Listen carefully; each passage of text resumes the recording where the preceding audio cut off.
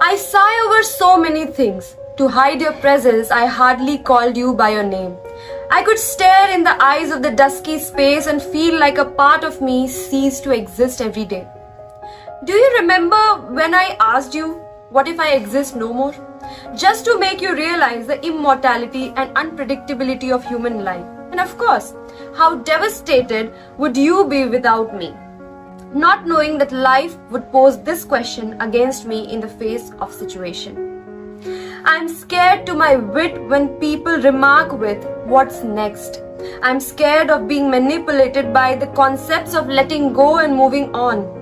How could we give up on the memories of people that remind us of our own being? I'm scared, for now I'm trying harder, pretending to be myself. Some nights I see tears filling the vacuum of my fingertips, depress my eyes into darkness, seeking light. A madman looking for the fruit in deserts and people in oceanic trenches.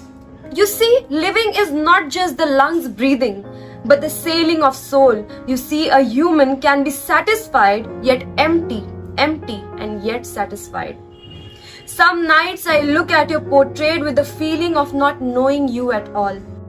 I seem to be forgetful these days. Who am I? Who are you?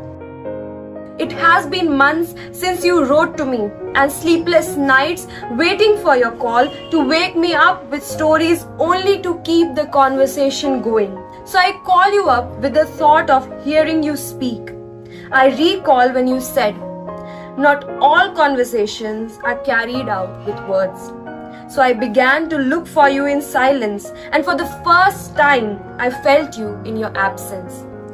The world can claim its absurdity, but I am fortunate to have loved you without words and actions, gifts and rituals. Every time that I shared my feelings, I regretted not being able to emphasize it with the intensity of my heart reverberating in infinite echoes.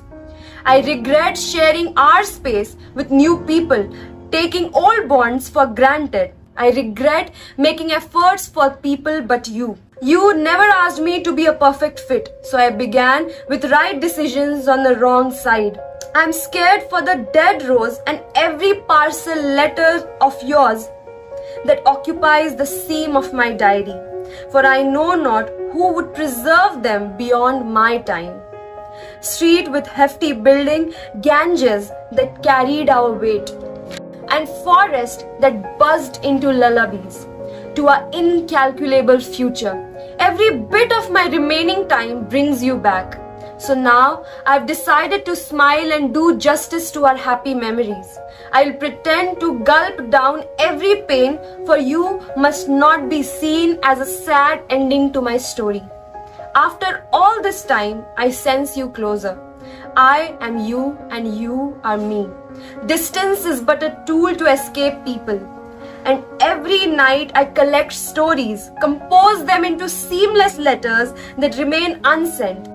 The world seems to have deprived me of its beauty. I do not know how far can I carry the weight of this unprecedented waiting. This hopeless eve, let me know how much of longing is enough. And is uncertainty the fate we deserved? So finally, one inconceivable night, I felt you being composed by my side, caressing my right hand, and with a tender rush, whispering into my ears that death is not the end, my love.